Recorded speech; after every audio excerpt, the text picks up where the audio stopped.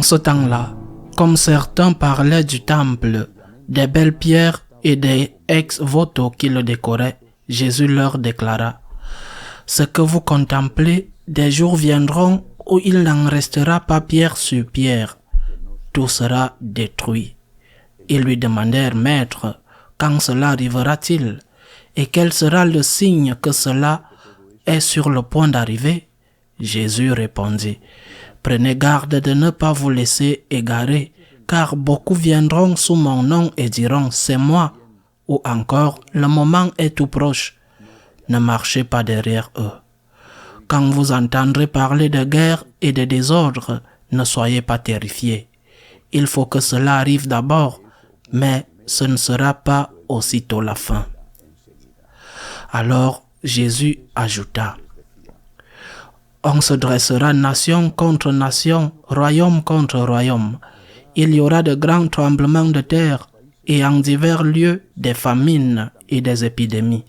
Des phénomènes effrayants surviendront et de grands signes venus du ciel. » Acclamons la parole de Dieu. La fin du monde viendra, elle viendra. Nous ne savons ni le jour ni l'heure. La fin du monde viendra.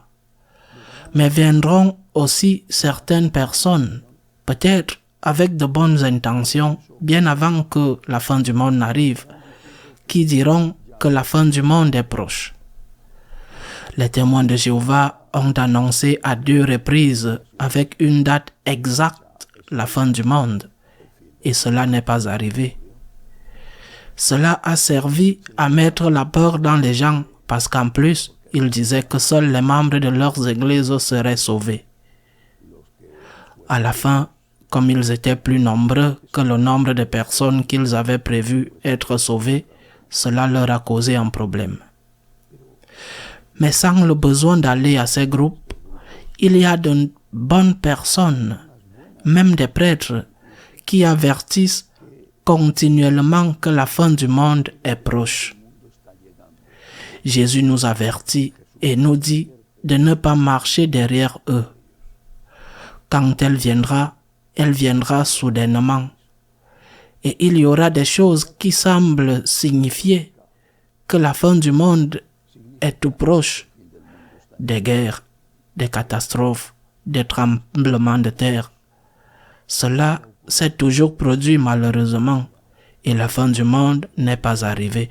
Soyons donc prudents face à ces voix qui parlent d'une apocalypse imminente. C'est pourquoi le Seigneur dit de ne pas paniquer. Ce que nous devons faire, c'est nous préparer à notre propre fin du monde, être en état de grâce. On parle, ce sont des nouvelles alarmistes qui apparaissent et que certaines personnes prennent très au sérieux. On parle d'une possible panne d'électricité ces derniers jours et on prodigue des conseils sur ce qu'il fallait faire. Avoir de l'eau stockée, des piles.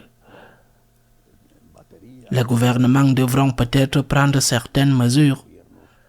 Dans le cas de l'Autriche, par exemple, où ils ont commencé à conseiller à la population de se préparer à ce qui pourrait arriver.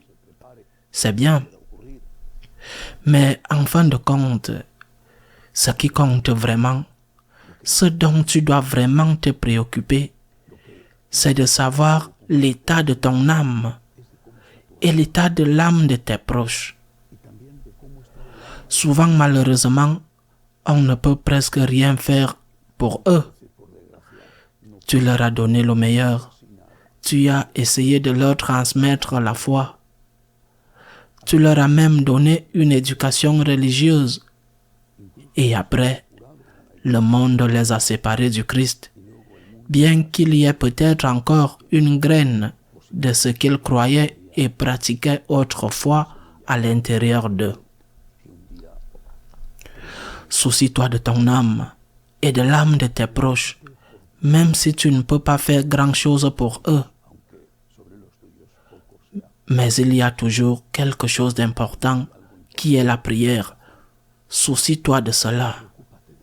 Cela ne veut pas dire que si un gouvernement dit qu'il faut stocker de l'eau, il ne faut pas le faire. Bien sûr qu'il faut le faire. Je ne suis pas de ceux qui pensent qu'il faut vivre au jour le jour sans avoir une prévoyance raisonnable pour l'avenir. Mais soucie-toi surtout de ton âme. Sois en état de grâce. Si tu commets un péché, repens-toi immédiatement, non seulement par peur de l'enfer, mais pour avoir offensé Dieu.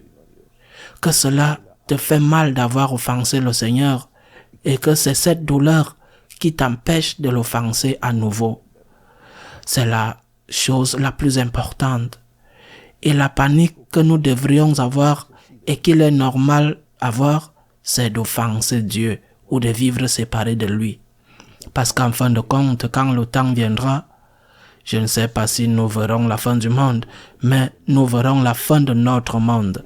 Quand le temps viendra, ce qui nous sauvera sera être en état de grâce. Ainsi soit-il.